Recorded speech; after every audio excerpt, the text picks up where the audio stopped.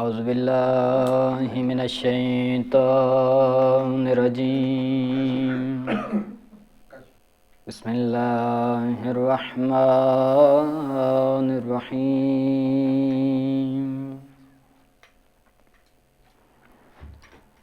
الحمد للہ رب العالمین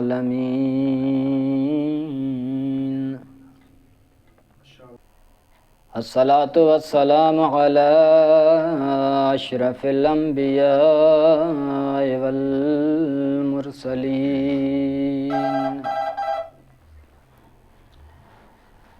الذي سمي في السماوات بأحمد وفي الأرضين بالقاسم محمد اللهم صل على محمد وآل محمد وعجل فرجهم والصلاة والسلام على أهل بيته الطيبين الطاهرين المعصومين الذين قال لهم الله في كتابه المجيد وفرقانه الحميد بسم الله الرحمن الرحيم إنما يريد الله ليذهب عنكم الرجس أهل البيت ويطهركم تطهيرا اللهم صل على محمد وآل محمد وعجل فرجهم ولعنة الله على أعدائهم أجمعين من يوم عداوتهم إلى يوم الدين أما بعد فقال الله تبارك وتعالى في قرآنه الكريم بسم الله الرحمن الرحيم إنا أعطيناك الكوثر فصل لربك وانحر إن شانئك هو الأبتر درود پڑھے محمد صل على محمد وآل محمد وعجل دعا گو ہیں خداوند متعال کی بارگاہ میں کہ پروردگار عالم ہر جس مقام کے اوپر اہل بیت کی خوشیوں کا اہتمام کیا گیا ہے، پروردگار عالم ہر اس مقام کی خود حفاظت فرمائے، تمام مومنین کی، تمام مسلمین کی جو ان تمام اہل بیت کی خوشیوں میں شریک ہیں اور اس خوشیوں کو اپنی خوشی سمجھ کر مناتے ہیں، پروردگار عالم ان تمام مومنین و مسلمین کی خود حفاظت فرمائے۔ اب تمام مزاداران و تمام مومنین اپنی صحت و سلامتی کے لیے، تمام بقیہ مومنین کی سلامتی کے لیے اور تمام مظلومین کی پیروزی و کامیابی کے لیے درود پڑھے محمد و آل محمد کی ذات پر۔ اللهم صل على محمد وآل محمد وعجل فرجهم ہر چیز کی ایک بہار ہوتی ہے کامران صاحب، ہر چیز کی ایک بہار ہوتی ہے، اس بہار کے موسم میں وہ چیز پھولتی ہے، پھیلتی ہے اور اپنا نور دکھاتی ہے۔ قرآن کی بہار کس کو کہا جاتا ہے؟ ماہ مبارک رمضان کو قرآن کی بہار کہا جاتا ہے۔ قرآن کے اندر خداوند متعال ارشاد فرماتا ہے انا انزلناہ فی لیلۃ القدر، ہم نے اس عظیم کتاب کے لیے اگر کوئی ظرف اور کوئی وقت معین کیا ہے تو وہ لیلۃ القدر کی رات ہے۔ یہ لیلۃ القدر بہار ہے قرآن کے لیے، ایسا عظیم وقت جس کے لیے خداوند متعال نے یہ چاہا کہ اس عظیم وقت میں ایک عظیم کتاب کو نازل کروں۔ اسی طرح دلوں کی بہار کیا ہے؟ قرآن کی بہار ماہ مبارک رمضان ہے، دلوں کی بہار ذکر پروردگار ہے۔ قرآن فرماتا ہے الا بذکر اللہ تطمئن القلوب، اے لوگو یاد رہے یہ دلوں کا سکون ادھر ادھر ڈرامے فلمیں اور موبائل چلا کے جو کہتے ہیں میں بہت تھک چکا ہوں اور اب میں کچھ موبائل پر فریشمنٹ کرنا چاہتا ہوں، کوئی سکون حاصل کرنا چاہتا ہوں، یہ قرآن عرض کر رہا ہے، حکم فرما رہا ہے، بیان فرما رہا ہے، اگر خستہ ہو چکے ہو، تھک چکے ہو، دل اکتا گیا ہے دنیا سے، موبائل میں دل کا سکون نہیں، ذکر پروردگار میں سکون ہے۔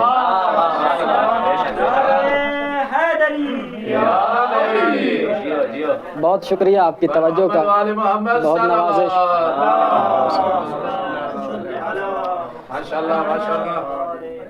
بس قرآن کی بہار کیا ہے؟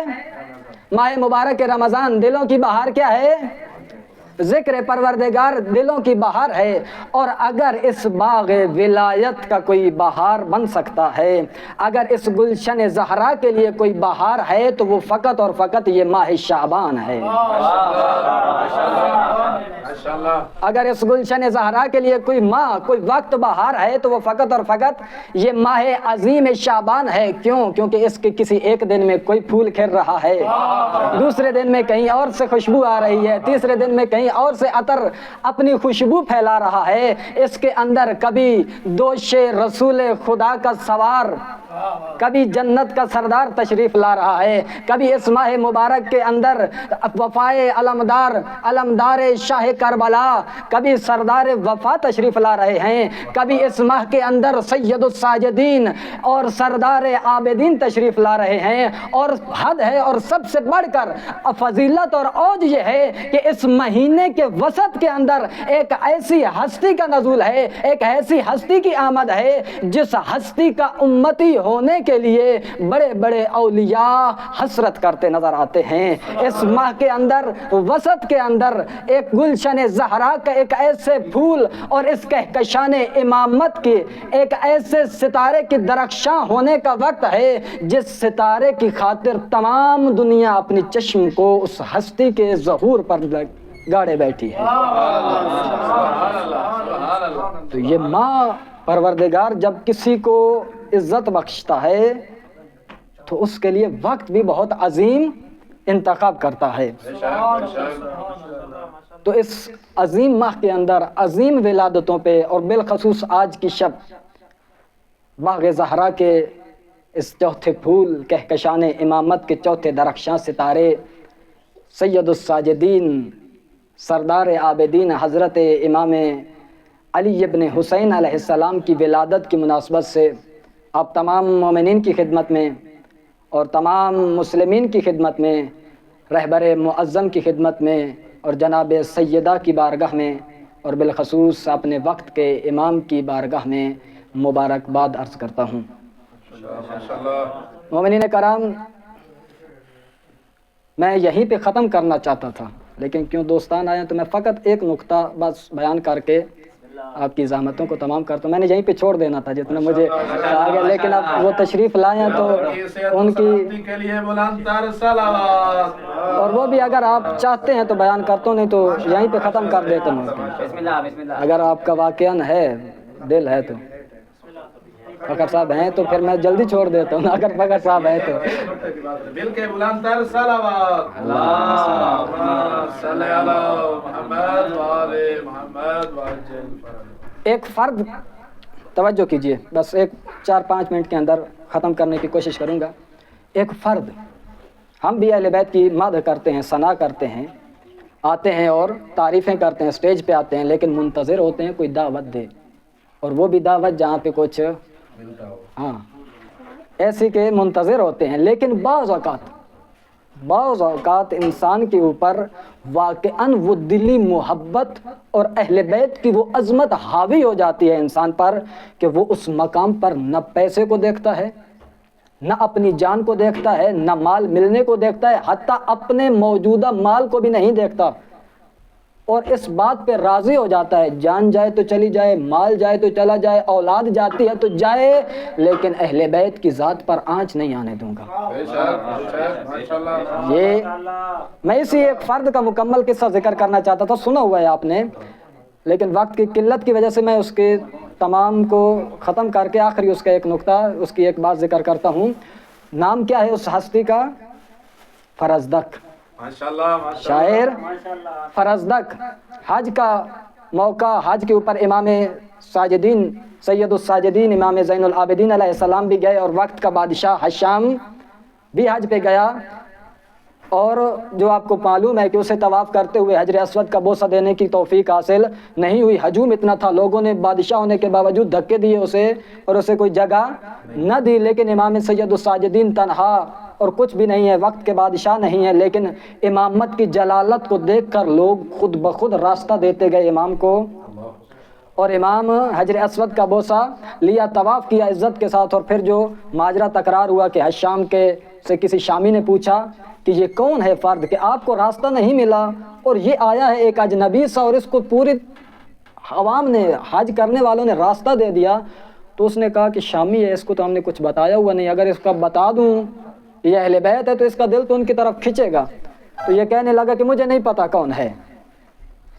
تو وہاں پر فرزدق کوئی وہی سوچ اور وہی محبت اہل بیت اس پر حاوی آ گئی۔ ماشاءاللہ ماشاءاللہ۔ اسی حشام کا دربار کا شاعر ہے، حشام کے خلاف حرف بولنا نہیں ہے، حشام کی مد اور حشام اور ان بادشاہوں کی مد کے لیے ہے، لیکن جب حشام سے یہ سنا اس نے کہ میں اسے جانتا ہی نہیں ہوں، تو پھر وہ جو کہتے ہیں نا موالیوں والی رگ اس کی پھٹ گئی۔ اس نے کہا نہیں ہے اب، اور کہا کہ اگر تو نہیں، صلوات پڑھے محمد والے محمد کے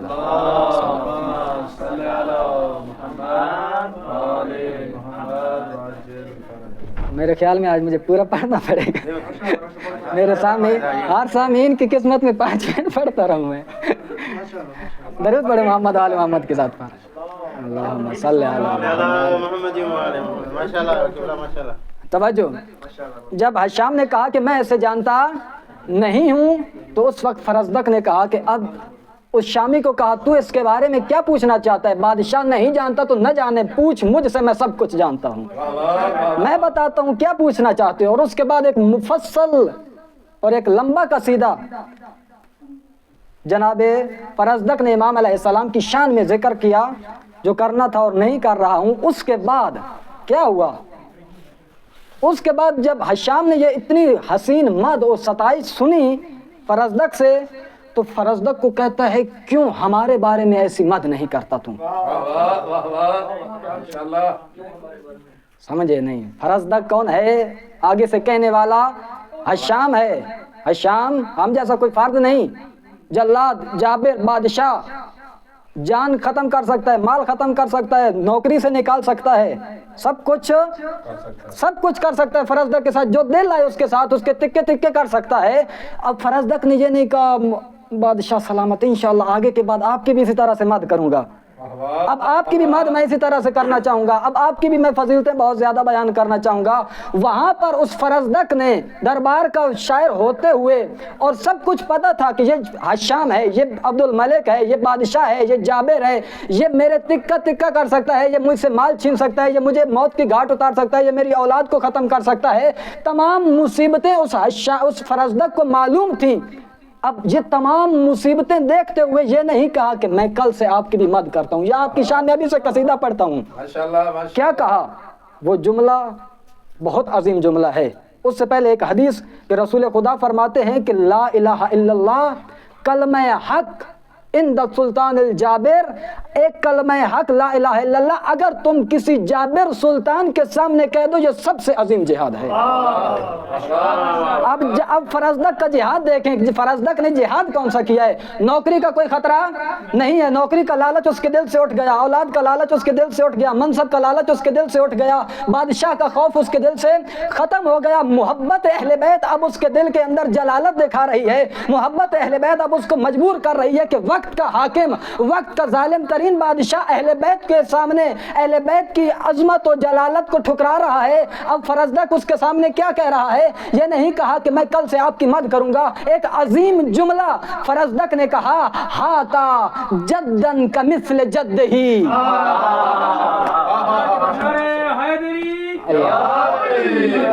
محمد صلوات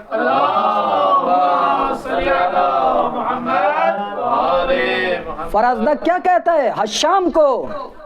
آج اگر ہم کسی بہت بڑے عہدے پہ پہنچ جائیں اور پھر اس کمپنی کا مالک ہو، فقط نہ ملک کا مالک، اس کے خلاف ہم بات، اگر اہل سنت ہے تو شیعہ کہتے ہیں ہاں اہل سنت ٹھیک ہے، اگر شیعہ ہے تو اہل سنت تو اس کی کمپنی میں کام کر رہے تو کیا کہتے ہیں؟ جی آپ بالکل ٹھیک ہیں۔ کیوں؟ کیونکہ نوکری سے نہ نکال دے، اور یہ وقت کا بادشاہ اور عظیم تنخواہ دے رہا ہے۔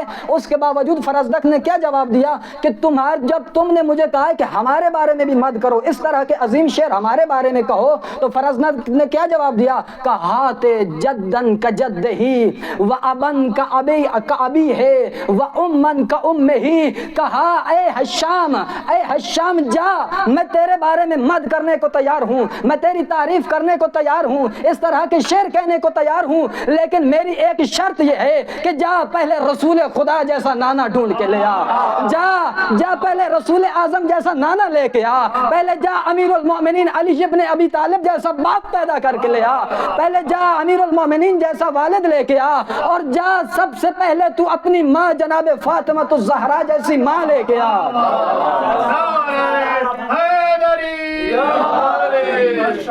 اس جرار حاکم کے سامنے کلمہ حق کہتا ہوا نظر آتا ہے فرزدق کہ جا، تمہارا جد کیسا جد تھا، تمہاری ماں کیسی ماں ہے، تمہارا باپ کیسا باپ ہے، اور تو یہ توقع رکھتا ہے کہ تیری مد بھی علی ابن ابی طالب کی طرح کروں۔ یہ جب حشام نے سنا تو پھر کیا ہوگا؟ بادشاہ وقت اپنے تمام سب افراد کے سامنے جب اپنی توہین سنی تو اس کو قید میں ڈال دیا۔ قید میں ڈالا تو خداوند متعال نے جو وعدہ کیا ہوا ہے کہ آپ کا رزق میرے ہاتھوں میں ہے، میری خاطر جب نکلو گے تو پھر میں دوں گا، اگر مال کی خاطر میں ہو تو پھر مال ڈھونڈو جہاں سے ملتا ہے۔ اس کی تنخواہ ختم ہو گئی، سب کچھ ختم ہو گیا، نوکری سے فارغ، قید، ایک منطقے میں اس کو بند کر دیا۔ جب یہ قصہ جب پہنچا امام علی ابن الحسین امام زین العابدین کی خدمت میں تو 12,000 دینار دے کر فرد کو بھیجا کہ جاؤ یہ حشام کو، جاؤ یہ فرزدق کی خدمت میں پیش کرو اور اسے کہنا فرزدق ہمیں معاف کرنا، میرے پاس فقط 12,000 ہی درہم تھے جو میں نے آپ کو دے دیے ہیں، اگر اور میرے پاس کچھ ہوتا تو میں تجھے ضرور دیتا۔ اور اس کے بعد پھر حشام نے ایک عظیم معرفت کا جملہ کہا، 12,000 ہمارے پاس آئے، روپیہ آ جائے درہم تو دور کی بات ہے، آپ وہ واپس کرنے کو تیار نہیں ہوتے۔ 12,000 درہم آپ خود حساب کرتے رہنا کیا بنتا ہے۔ جب اس کی خدمت میں گئے اور امام نے دیے، امام کے اس قاصد کو واپس بھیج کے کہتا ہے امام کی خدمت میں کہنا یہ میں نے غضب خدا اور غضب رسول خدا کی خاطر، یعنی مجھے خدا اور رسول خدا کی خاطر غصہ آ گیا تھا وہاں پر کہ اس نے اہل بیت کی شان میں گستاخی کی، اور مجھے اہل بیت کی خاطر غصہ ہے اور میں نے یہ سب کچھ کہا ہے، اور میں نے کسی مال و دولت کے لالچ میں نہیں کہا، یہ مجھے پیسے نہیں چاہیے۔ اور خداوند متعال کے انبیاء یہی کہہ گئے، جب محبت ہو تو بھی خدا کی خاطر، جب کسی سے محبت کرو تو بھی خدا کی خاطر، جب کسی سے دشمنی کرو تو بھی خدا کی خاطر، اور کہا کہ مجھے خدا سے اس کے اجر کی امید ہے۔ امام علیہ السلام نے دوبارہ درہم بھیجے، کہا یہ ہماری طرف سے قبول کرو، خداوند متعال تیری نیت سے آگاہ ہے۔ دعا گو ہوں خداوند متعال ہمیں بھی واقعاً ایسا ہی دل عطا فرمائے کہ ہم جب بھی مدح کریں اہل بیت کی تو اہل بیت کی حقیقت کو سمجھتے ہوئے اور ان کی عظمت کو سمجھتے ہوئے مدح کریں، اور جب ہم کسی سے دشمنی کریں تو وہ بھی اہل بیت اور خداوند متعال کی خاطر دشمنی پیدا کریں۔ خداوند متعال ہمیں اس راہ پر، خداوند متعال ہمیں اہل بیت کا حقیقی پیروکار بننے کی توفیق عطا فرمائے۔ الہی اس عظیم مہینے کے طفیل، اس ماہ کے اندر جس ماہ میں اپنی عظیم ہستیوں کو، اور بالآخر اس ماہ کے اندر ہمارے امام، ہمارے ہادی، ہمارے ناصر، ہمارے امام زمن کا روز ولادت بھی اس ماہ میں ہے۔ پروردگارہ تجھے اپنی اس آخری حجت کا واسطہ، اس ماہ مبارک کا واسطہ اور ان برگزار کیے گئے جشن و عقیدتوں کا واسطہ پروردگارہ تمام حاضرین مومنین کی دلی حاجات کو اپنی بارگاہ میں منظور و مقبول فرما۔ پروردگارہ ان